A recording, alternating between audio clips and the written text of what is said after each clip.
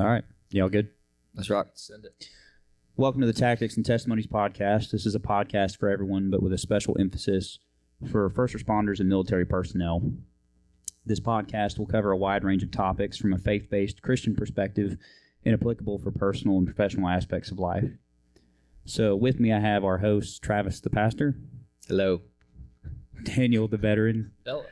and then Jacob the self-proclaimed nerd. We are all still active and current first responders working in law enforcement currently. So, quick disclaimer, the views and opinions that we have are ours and ours only. They do not reflect any of the organizations, the employers that we're currently part of. And then I want to provide some quick update on our podcast. It's a big deal.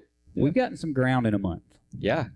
right? And I don't want to blow our heads up, because it's probably going to slow down pretty quick. Yeah, no, we're not close, but the fact that this has gotten more traction than we anticipated in the first month, praise be to God for that. So we have had over 15,000 views to our Instagram page, which is huge. That's wild. For people to just stumble across that. Yeah. We've gone from our one follower, Patrick Fagan, to now over 56 or higher, one of the two. Wow. We've gotten over 10,000 views to our YouTube channel, Come on. 13 subscribers to that, and a total of 38 hours or more of watch time. Okay. We've had 31 plays, some of which have included downloads of full episodes on Spotify, 6 hours of consumption time on there, 7 followers. Let's go. And we now have added to Apple Podcasts. Man. We're branching. So Let's we are go. branching We're out and branching. rolling. Good Yeah. grief. Yeah, we're on the move. So That's awesome. praise be to God for that. So to everybody that has been following us or listening or watching, thank you for that. Please spread the word. The whole goal of this, obviously, is we do have our faith-based Christian perspective to add to this, but community is a big, big portion of this. Being active in first responder, having military experience, we know what it's like to be in the daily job, in the daily realm, fighting the daily battles, and we know what that can feel like when you don't have that community. I mentioned it right before we started, but my pastor had mentioned sometimes we don't need to ease the tension or give a platitude. Instead, when someone's in the pit, we just need to get down there with them and be a friend. Come on. Don't rush them through their process. Just be there for them to lean on. And I felt that was appropriate to today, to our podcast, doing another recording, but also just the whole mindset we have behind this of bringing that community in and giving people a way to connect. So Oh, yeah. with that, We ready for the random we question? are ready for the first segment in the random question. This has been the hit. We We got to keep it going. will. We will. Oh, wait, we do have some feedback We have feedback. Oh, from the first 2 episodes. Okay. So I've gotten a lot of feedback. we got a lot of feedback on the animal one. Yes. Apparently, I'm not very capable of taking a dog. Unless that's it's a fine. bug. That's Unless it's a fine. bug. I'll take Pug. Yeah. I'll take Pug. Yeah. Right. There's been some thoughts about the kangaroo. I did see some appreciative answers. Somebody said ostrich. I'm pretty sure I saw ostrich. There's been some Skinny interesting necks, easy to grab. Right. Yeah. I could ones. I don't see think that. they know how fast they are. We didn't clarify if it was a fight on land or in the water. So You know- if somebody picked a water-based animal Well, on land, that would give an advantage. somebody, it was actually my wife that asked a clarifying question, and she said, "Is this on? Wow, It's fine. We'll fix it. is this on their turf or ours?" And I was like, "It doesn't matter." And she said, "Well, then a blue whale on my turf." And I was like, "That's that. I see It's what you very did there." I smart. still yeah. don't think, even if you get the blue whale on your turf, it's just going to die because it's on your turf. Well, no, if I You're punch it once and then it dies, And then it I was won, a result won of the my- fight. that was the fight that I won. So, but That's I was fair. really, That's really fair. impressed with that clarifying question. So I think that for future, it's on Their turf. my turf. Your turf. Yeah, because I want the upper. I guess if we go to their turf, that's fine. But I do any water based animals on their turf, we're cooked Cook. for bag. sure. Yeah, cook. That's fair. That's fair. Travis, you had an interesting question about socks and shoes. I did. I had some feedback for you. I told you I would try it. How was that? I did. Yeah, how was that? I can see how some people would do that. I hated every moment of it. I will tell you this: I did not try it. I will not. Okay, So all right. I will say this: it's probably like a skill technique thing because my first time, I slid the sock on and it was crooked, so then I had to spend some time fixing it. Now I didn't put the shoes on after getting the sock on, right? But I did pop the foot up to the knee Yeah. and then slid the sock on. So it is capable of being done, right? I don't think we had an issue there. I but don't think we ever said it wasn't capable. definitely wouldn't be my preference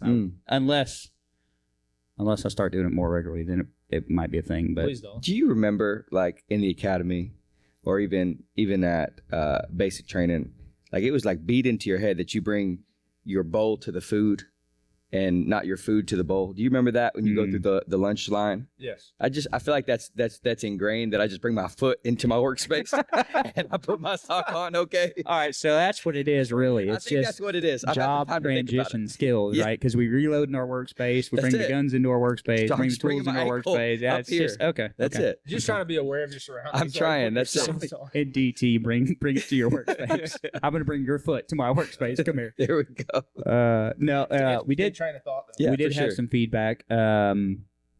Somebody leans against a wall I did see That's that. more and then normal. bends down. I could see that. I've right? done that. Depending I've on where done you that are. I've done that. Yeah. I also saw a comment about it's sock, shoe, and anything else is diabolical. Yeah. I agree. Yeah. So Teach their own. yeah, Teach Yeah. their own for sure. each their own. Yeah, it's a All right. unique world we all live in. All right, so with that though, we do go into our random question for this episode. Y'all ready for it? Daniel, All right. What's a hill you would die on that nobody else would care about? who wants to kick this one off? I'll start, but I don't have a. Travis, you got it? I mean, yeah, I think I don't know how serious it is. I mean, I'm pretty serious about it, but That's the whole point. That's good. yeah. But I don't think it's that big of a deal, like in the grand scheme of life for other people. But if you are the type of person that goes to the store and doesn't return your shopping cart, I don't want any part. You know what's With funny you. about that? That was almost my answer. Really, Yes. That's a good test of character. it is. I really think like that tells you just where you stand in the world. Yes. Truly. Agreed. If you don't have the unction to number one finish what you start, and then two you really are just so selfish. I'll get spun up on this and I don't plan to. Let me show some grace here, but that's a hill I'm willing to die on for sure. That's a good one. I almost picked that one. So I was trying to think of an answer to this, and I don't necessarily. I'm sure there is a hill out there that I will die on that literally nobody else cares about. Where my mind went to, right, and it's specific to marriage. Okay. All right, Is this Be a hot careful. take? it's in the kitchen. You remember your wife is going to watch this at some point. I know. Okay. I know. All right. I am very particular about the way the dishwasher gets loaded. Okay. I don't have one of those, so Right, and so you don't have one, or You it just don't doesn't have work. a dishwasher I don't have a dishwasher. in your house. My house So, is built in 1900. My wife Hasn't growing been up, upgraded that much. she had a dishwasher, but it was broken, and they did not replace it for years. Right, I don't know if they still have in her parents' house. So they always just hand washed. Oh, wow. for a long time. Right, Sure. so she got used to hand washing dishes. Sure. We got married. We had a dishwasher. First place we lived, it was crap. So we hand washed. Then we went to our next place, and we had a dishwasher. It wasn't so bad. We used it. I have grown up hand washing dishes and being the dishwasher loader for my family. That was like the task that my brother and I would get assigned with. And there's a lot that can fit in a dishwasher If you load it right. if you load it right. I agree. That's something that bugs me.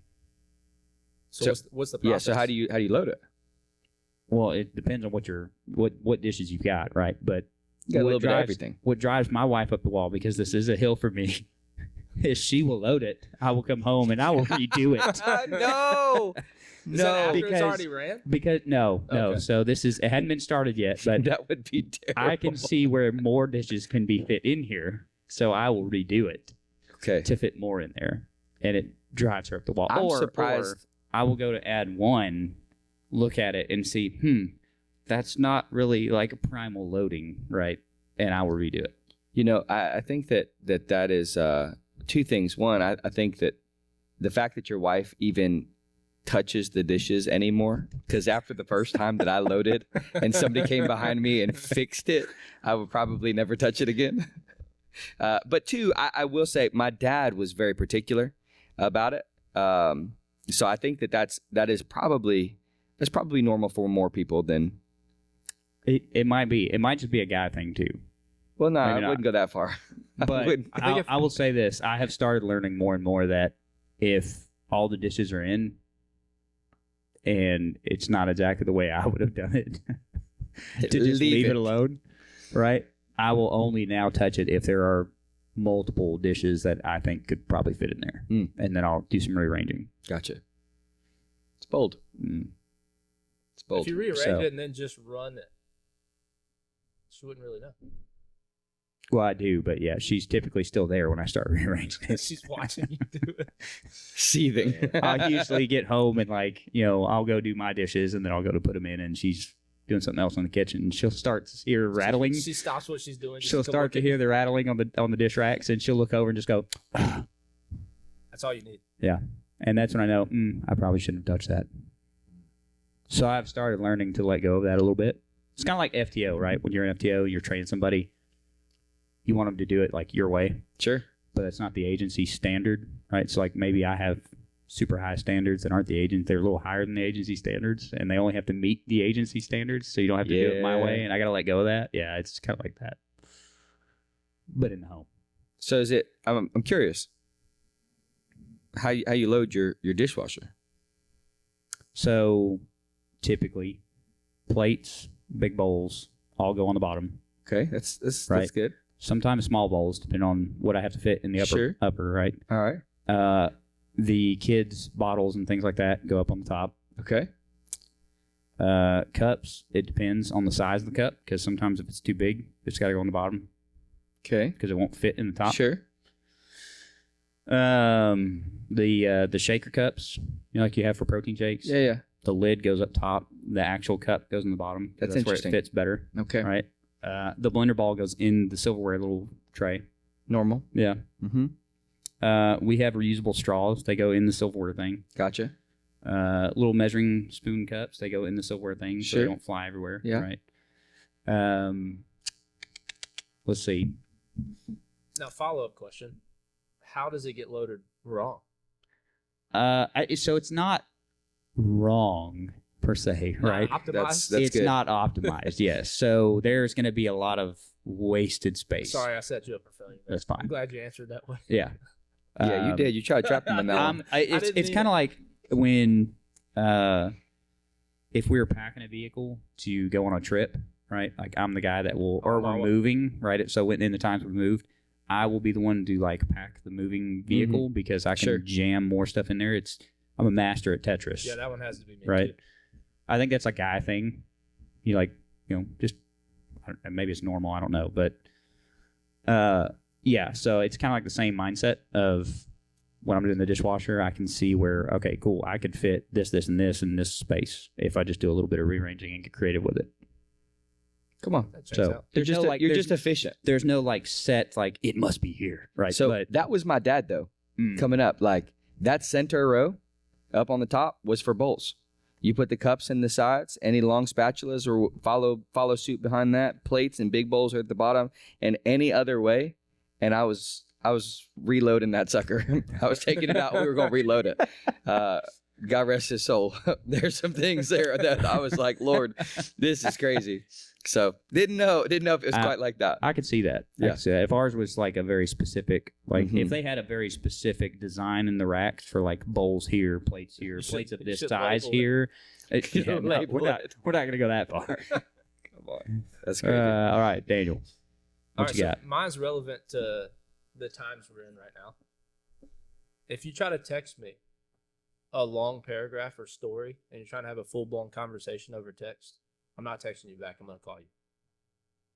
Maybe that's a pet peeve and not really a hill I would die on, Okay. but I'm not having a full-blown conversation over text. I refuse. Now you're gonna try it, and I hope you don't. So what is long? I'm actually thinking of there's been several conversations where I'll send him a text and I get a phone call very quickly See? after. Yes. And now that makes sense. Yes. But I also am expecting that Yeah. to a Okay. degree. I get that. I would say anything over a few sentences. Okay. Like if you're expecting it to be a conversation, Yeah. I'm not having it over text. Ever. Okay. So maybe probably some general wisdom in rule is that. like if there has to be any scrolling at all, maybe that's like the, That may the be boundary. too much. That may be too much. Yeah. I don't even know if you have to get the scroll. It's just, that's funny. I'm not a texter. I don't Mm. like it. A lot So of much stuff- like Travis is an old soul with his socks, you're an See, old that's- soul. when that's it comes to definitely boomer texting. energy, bro. That's Very boomer much. energy, yeah. Very much Yeah. don't like text. And What about stuff voice Is gets- that, memos? is that like a military thing? Is that where you feel like you No. picked that up? No. I just never liked it. Not like text to begin with. Hmm. Everything. Because I gets- feel like we're in the generation that like that's where text became real popular. for sure. Right. And then obviously there's all this stuff after Some our T9 generation. action. But everything gets misconstrued in Ooh. text. And you can't T9 get- words. Where is that? Yeah. I got quick with No, that. I, can do it I without agree looking. though. I agree. If it's going to be something, if it's anything serious, it needs to be a phone call. But people don't do that anymore. No, Or just text. I agree. I will call if it's serious because you can't tell people's I guess emotion or you know their intention. I think sometimes isn't as clear inside of a text message. So I'm like, hey, give me a call because this is silly. It's going and people start to get their feelings hurt. It's like that's not what I meant. It is what it is. Like just call me. But these days, you annoy people if you call them. I could tell when I call people after they text me, they're like, "Why are you calling Yeah, I just sent you a text. me?" Yeah, because I don't want to text. Why are you. you looking at me like that? It's not you. But yeah, I mean, you very quickly like these days, you know, People. people they don't call you. Maybe I just thought you could. Maybe I just thought Okay. you could relate. Yeah, probably. It gets annoying. Hmm. It's probably more of a pet peeve. Than I get annoyed at some phone calls though. Well, I think I'm not gonna I think lie. anytime that the command staff gives you a call, there's always a little bit of apprehension. Hmm. So maybe. speaking as a non-command staff person, Because there's sometimes I'll send a text and then I immediately get ring, ring, ring, and it's like, oh, you got to be kidding me. What was not clear about that? yep. I see both sides, See, but if it I doesn't do need- get if it it. doesn't I need do a get it. follow up, I'm not going to call you. If it needs a follow up, I'm calling. But see, now we get into if it needs a follow up, then your communication wasn't clear the first time. It's So the problem now, with text. now where's the problem? If you right? call me instead of texting me, it probably would have been clear. Some ownership on the leader. Mm. That's not at you. I'm saying that like Mm. myself, right? If I send something and then I get a phone call back, like my communication obviously wasn't very clear the first time. It's a different form. Maybe your communication would have been clear in a phone call. Maybe. Mine is for sure. I'm just gonna start doing face to face with everybody. Just FaceTime somebody every time you Yeah. put FaceTime. Video conference right now. I don't put your traffic stop on hold. That's Answer good. my FaceTime. FaceTime me Call right you now. on Teams, answer it. It's great. Microsoft That's Teams. it. Gotta love it. Yeah. That's good. Let's hope All right. that doesn't get to somebody. I mean, somebody in the comments, let us know what hill you died on. Yeah. If, Truly. Curious. you guys give us some feedback, please. If you have a hill that you would die on that you feel like nobody else would, we want to know. All right, so we're going to move in our next segment. That's our testimony portion. So with this one today for this episode, we wanted to hit on identity. So we brought that up in episode 2, I'm pretty sure, or maybe it was 1, I can't remember. It was But 2. I do remember us mentioning identity being in Christ and identity as public safety professionals, right, and military even, and just how big of a role that can play in people's lives. So we wanted to come back and touch on that. Mm-hmm. Yeah, I guess we can kind of start here. Where do you feel like people's identity is formed naturally? Because I think that there's a place where we have to be very intentional with the identity that we choose to walk in, right, and that we choose to own. But if we're not intentional about it, it's not that we don't have an identity. We just naturally navigate towards one or not the other, or one or the other. So where do you feel like people's identity is naturally formed in their life? Yeah. So you spawned 2 thoughts for me on that. I feel like it's twofold. One, I would say somebody's upbringing and their parents probably have a large portion on Absolutely. their identity, right? Yeah. And there's a responsibility as parents there that I mean, you talked about raising kids and family life, right? That's kingdom work. Mm-hmm. It's vital, right? And there's a weight and responsibility that comes with that. As a father, to instill what I feel like are the right things in my kids for their life, right? The other side of that coin is I think that your identity starts to take the form or the shape of what you are around. Mm. And I think that's where your intentionality then comes in. I'll get to that in the tactic part, but Sure. if you think about it, right? If I start looking back, and in high school, I spent time with a lot of other guys at church in my youth group, right? That helped shape a lot of me in that time frame. I wasn't perfect by any means, Sure. but if you look at post that, right? I'll branch it to another example. It's more job related. When I first joined SRT, right, and now I'm in the SWAT realm, you're like all SWAT, Mhm. right, and all in it, all tactics, all gear. Like I gotta have all the stuff. I gotta talk a certain way, Yeah. right? Oh, he's got these tattoos. I need to go get these tattoos, right? Sure. And then, hey, I didn't say anything. stare at your own arm, right? But you very much become a product of what you Yeah. are around, right? And so now when you branch that into specific to public safety or military, right? Public safety, we spend a lot of time working with the same people day in and out in the same environment. You very quickly start having that affect your identity. I think those are the two I think that would jump out to me right out the gate. Sure. Yeah, being a product of your environment is, I mean, there's a huge just social debate on nurture versus nature, and which has, more impact on who you become and such. But I think that it's pretty safe to say, even Scripture speaks to, bad company corrupts good character, right? And I think that the other way would be true as well. Like if you're the only dingus in the group and you're surrounding yourself with folks that are, have their head on straight, that is going to naturally rub off as well. If you're wondering who the dingus in the group is and you can't identify the dingus in the group, it's probably You're you. probably the dingus. Yeah, for sure. So I think that who you surround yourself with is super important. I agree. Your parents, man, like never, if you are a parent, do not for a second underestimate your influence in your child's life, man. They're always watching.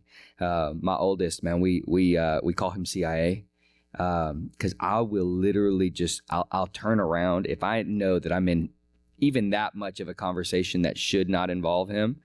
I'll look over my shoulder and he's like peering around the corner, and I'm like, "How do you know? You just knew that this was." And so he's always watching. They're always, and it's good and bad, because they see both the good things that I want them to pick up and the not so good things, right? And it's like, man, like you got to be super intentional in that, because you are shaping the future generation. So that's I think that's really important as well. Yeah, we call my son the informer. Because when I get home, he will brief me on everything that has happened. The throughout informer, day. good. Snitch would probably be another word for that, right? That's So, a nice way of saying the it. informer, yeah, he'll definitely let you know what's up. Come on. Yeah, I think y'all touched on it well. I think a lot of it is your upbringing, how your parents kind of not just brought you up, but how they helped you form your identity. So it's some people are involved in sports a lot, or they're involved in church or whatever they choose. If your parents put a lot of pressure on that and they make that seem like that is your identity, then Sure. what happens when that's taken away when you get older? Yeah, And let's face it, most people aren't professional athletes. sure. They're probably never going to get there. When that's gone after high school or whatever you play at college, maybe, then what's your identity? If you don't have a solid foundation of something that will be lasting, then you're going to be lost. Yeah. Yeah, I think, and we can find our identity in hundreds of different places, right? Our careers, our relationships, our role as a parent or a brother or a sister or whatever that may be, and all of those things, man, like they're fleeting. Yes, I'll always be a brother, but I don't. If my sister were to die today, heaven forbid, then the operation of that role ceases, right? So I'll always be a parent, but the operation of that, if I didn't have children, would cease, and vice versa. So same thing with husband or even in our career. And I think that's part of where we what I think the big danger piece is when we are looking at who we are. Just in the world that we live in, who is Travis, right? Who is Daniel? Who is Jacob? Like, what does it go beyond the role that we play? The danger in that is that when we are no longer able to perform in that role, we lose who we are. Yeah. So that spawned kind of two thoughts for me. One, we get, I think too wrapped into certain roles sometimes, which is what you're getting at. Sure. I think the flip side too, in the day and age we live in now, is we forget that somebody is more than just one identity, if that makes sense, right? So like, think about the tensions we have in the world today. And you see defund the police, right? All right, cool. That's a police officer. Okay, well, it's their identity is more than just police officer, sure. Right? But we get so honed in on that one, and it goes across both ways, right? Like, this person just created this or committed this criminal offense. Mm-hmm. Okay, that's one aspect of them and who they are. That's not all of who they are, right? Sure. But we get so wrapped into, oh, well, now you're a criminal, you're a turd. Mm-hmm. Well, it's not. They're still human, right? There's still a lot more to that person than just this one thing that was done here, right? Or even if it's a repeated offender, right? Or you've got multiple things. There's still more. We talked about onion layers before. There's more layers to that person, right? Sure. And the identity of who they are beyond just that one aspect, right? So the firefighter is not just a firefighter, right? So like for us, right, we're not only first responders, right? We are Christian believers. We are husbands. We are fathers. We are brothers. We are, you know what I mean? Like, and the list goes, we're sons. The list goes on and on and on. And that applies to everybody. I think nowadays we get too wrapped into one little piece and honed in on that and forget the other aspects of it.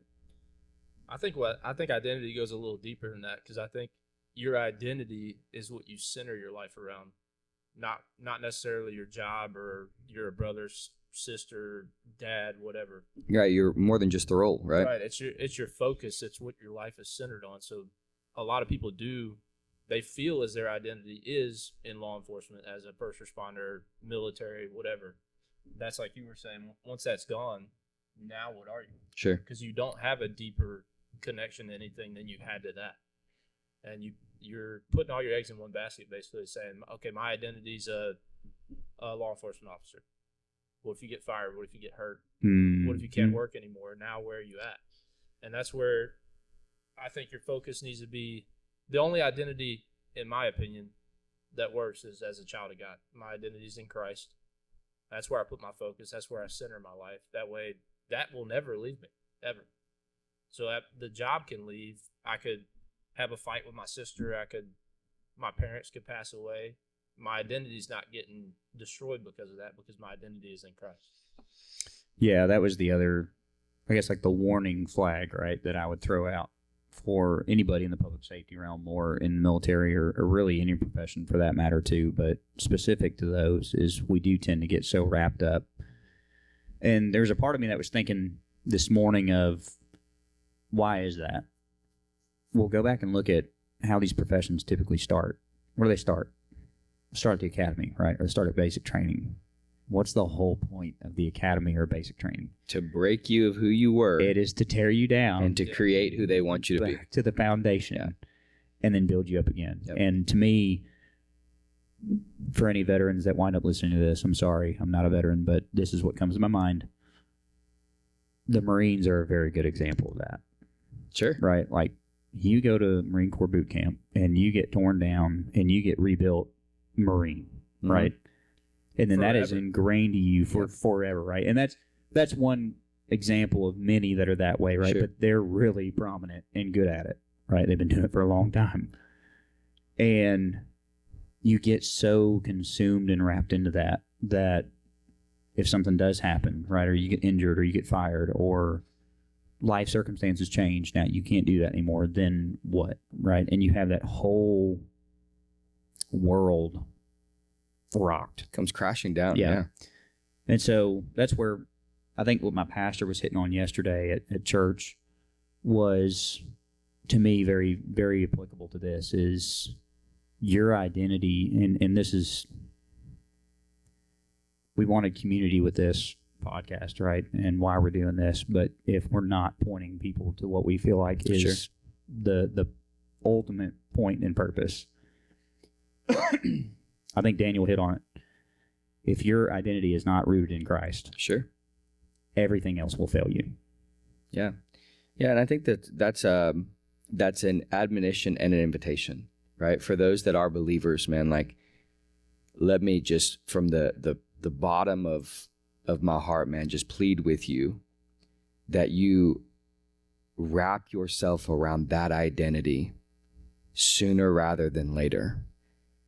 And if you are not a believer, man, like if you don't have anything to stand on except for the job, except for, what you can achieve, man, like, let me just encourage you that there is no safer place to stand than on that identity, man. And I would even go as far as saying that you don't even know who you are until you recognize who Jesus is. I agree. And I think just a beautiful example of that in the scripture, man. There's a time where Jesus was talking to his disciples and he was challenging them. He asked them all a question. He says, who do you say that I am?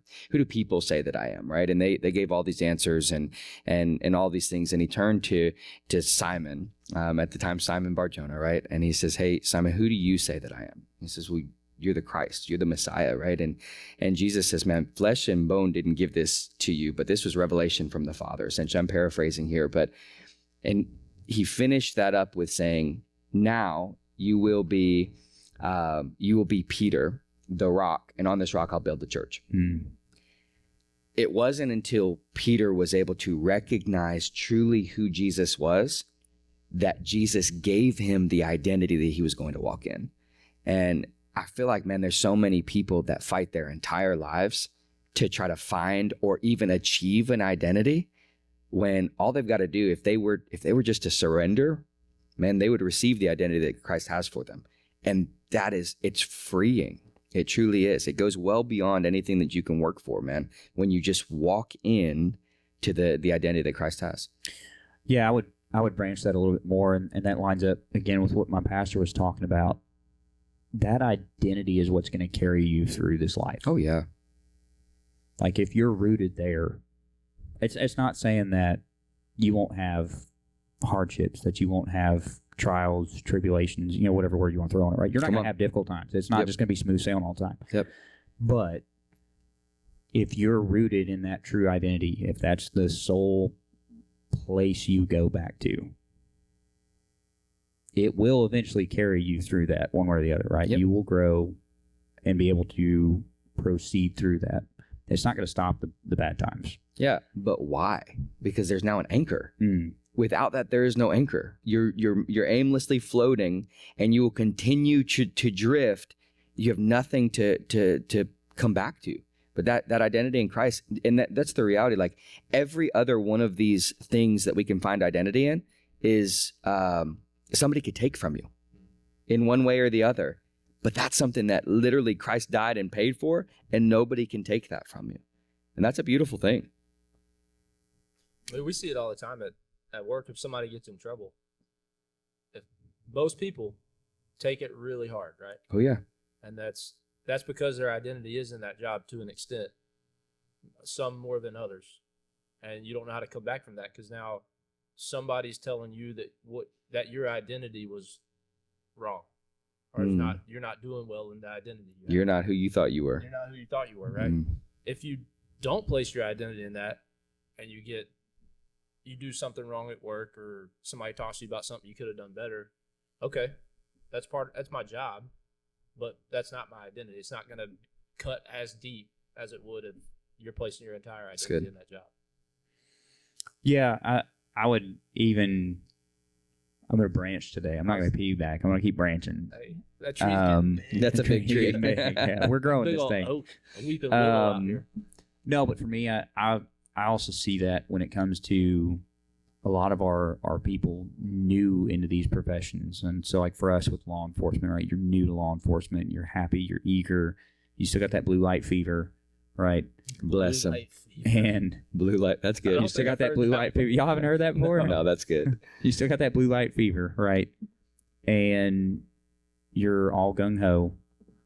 This position comes up, or this promotion, or this opportunity to serve on this unit with this function, or this training, or this, that, and the other, and you don't get it. Oh yeah.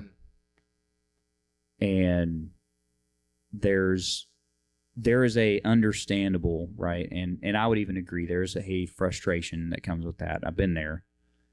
But when your identity is not in that, it makes that pill a little easier to swallow, recognizing, okay, it's not the right time right now. Sure. Right? It may not be, it may be a no. It may not be God's will for me to have that responsibility, right? Or it could just be, it's not right now. There could be something else down the line. Sure. There's this that could be on the horizon, right? But if your identity is rooted solely in that, then it's another one of those massive blows that comes to your life, and you start to lose your motivation. Come on. Lose your why and your purpose of why you're doing this, right? I'm gonna veterans. Sorry, I'm gonna steal it again. Uh-oh. From the Marine Corps, right? There was, I think it was the I don't know if it was the commandant or whoever the top Marine is in the country, right? But somebody asked him a question like, "You're so and so, right?" It was a reporter, and he said, "No, I am." He said his name. I'm a Marine first. I just happen to be serving in this role right now. This sends a very clear message, and that stuck with me. I've been trying to keep that in my mind of like, look, I am a child of God, Christian, currently an officer serving in this capacity. It could be gone tomorrow. Sure. Right? And that doesn't change my ultimate purpose or reason of why I'm here, right? That part of it is now over, and I'm moving to something else. Sure. If that makes sense. Yeah, I think that anytime that we, I think I hear this often, where we'll have some sort of a precursor before Christian. I am a, white Christian, or I'm a black Christian, or I'm a police officer that's a Christian, or I'm a whatever. And it's like, no, hold on. If any time that we get to a place where something comes before the precursor of a follower of Christ, then our priorities are out of line. And I think that as we walk in the identity, and I think, and it's not something that I think is taught. So there's grace there, but we've got to do a better job in, I think, the profession here. I think we went to the academy together. I think we're in around 11 years or 12 years in or so, and like you do see these new guys that are coming in, and honestly, like I was that blue light fever. I'm fifth generation cop. There was nothing else I wanted to do.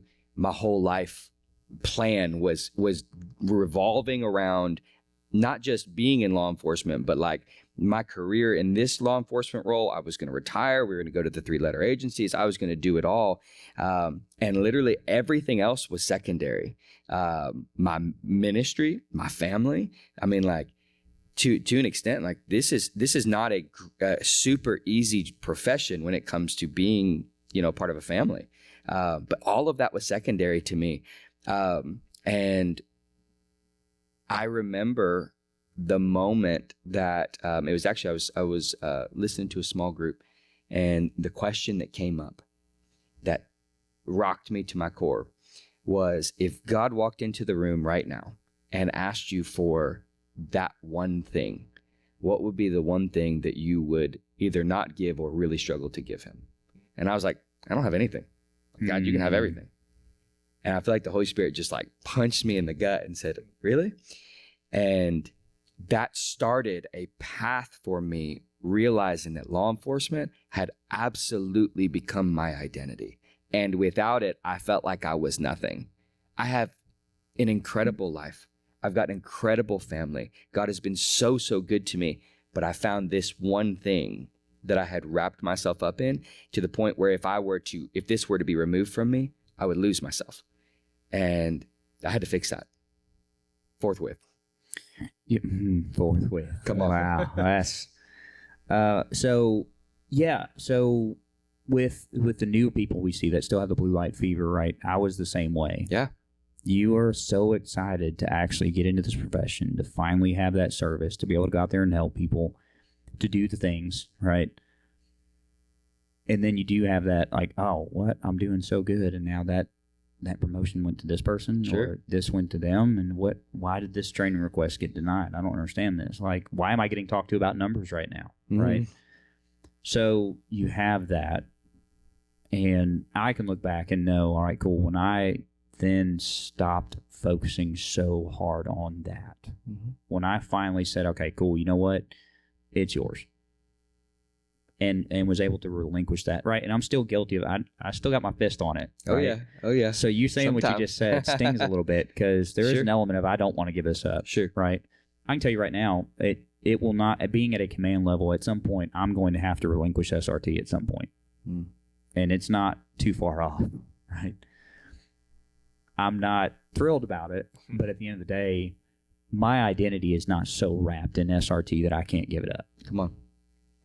And I've told my wife repeatedly, you say the word, I'm out tomorrow, right?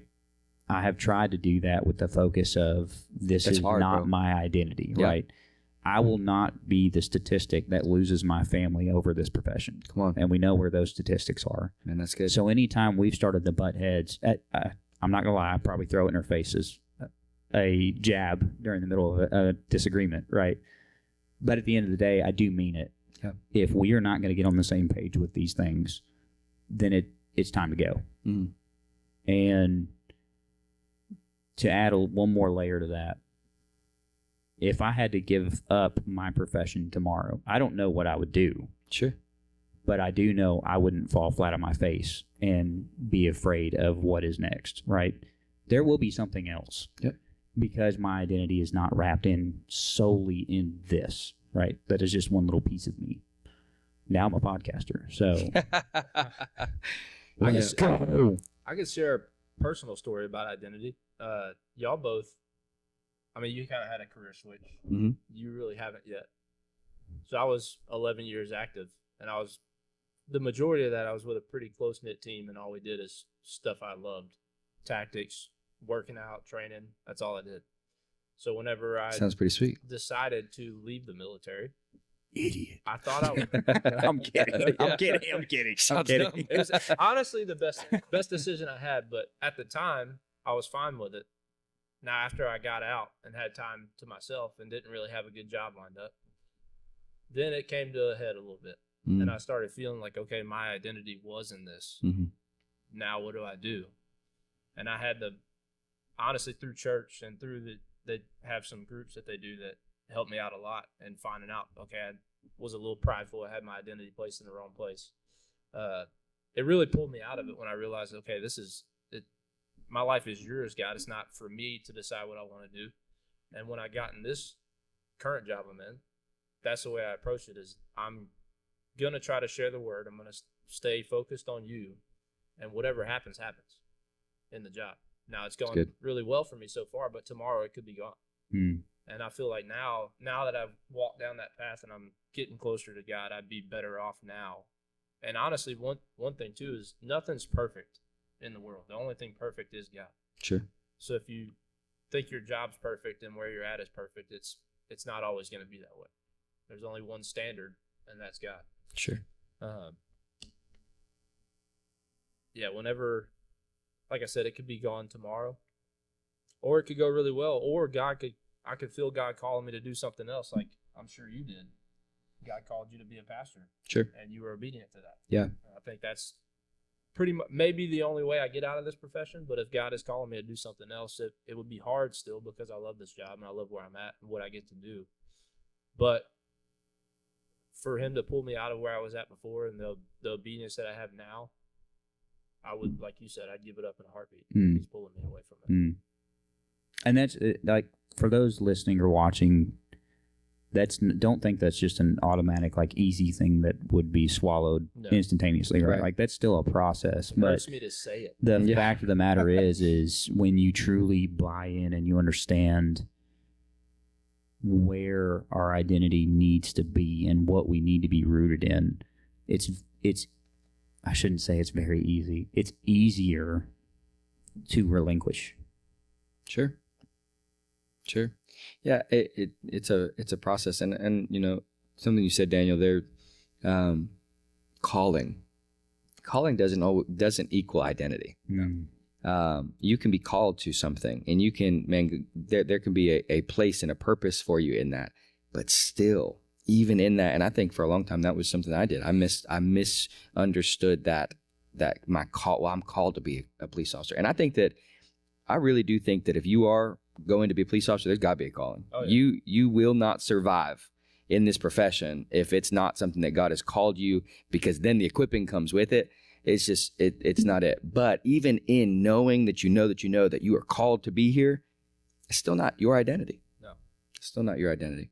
So I think, you know, what do you think those questions are, man, that for those that may be listening or watching, you know, that can help us to identify whether or not, man, our identity is wrapped up in the job or even anything else. Because I think for a long time, like I said, if you would have asked me where my identity was, it's in Jesus. But for me, it wasn't until I had that question posed to me of, hey, what is that one thing that if God asked you for it today that you wouldn't give up? That shifted my perspective. I got a good one, but you can go. Nah, I was going to say, I think it's that question right there. I mean, you've really got to take a hard look at it. Okay, if I would almost branch it into even though I'm a nerd, dumber terms, right? Of if I lost all of these things tomorrow, right? Would I be able to pick myself up and keep moving, right? And if the answer to that's no, maybe there's a giant red flag there that A, your identity is tied into one of those things or all of them, but also maybe your identity is not in Christ. Sure. I think one thing is, what are your thoughts centered on when you are not at work? What do you center yourself a good tell. on? Do you keep thinking about work? Do you keep thinking about video games? What mainly think about how fat I'm getting. That's really about it. Where are your thoughts at? Because that can sometimes point to your identity. Actually, a lot of the time, if your thoughts are, man, I did this at work, what am I going to do tomorrow? And you never have time to think about God, think about other stuff. Yeah, that may be what your identity is in. You're going to spend a lot more time on what you place your identity in than what you don't place. Spend a lot of time thinking about this podcast lately. That's good. No, so branching this into the tactics portion, right, specific to this, at some point we'll try to have a fun segment where we can talk about like tactical stuff. But for now, the tactic I would start out with, I think it comes down to intentionality. And I think you were kind of hitting on it, but I think both y'all were kind of hitting on it a little earlier in this episode. But it takes intentional effort and we're going to get into discipline, right? But to be disciplined about where you're getting fed from, what you're putting into your mind, right? What you're absorbing, to know where your identity really is and where it's not. Yeah. I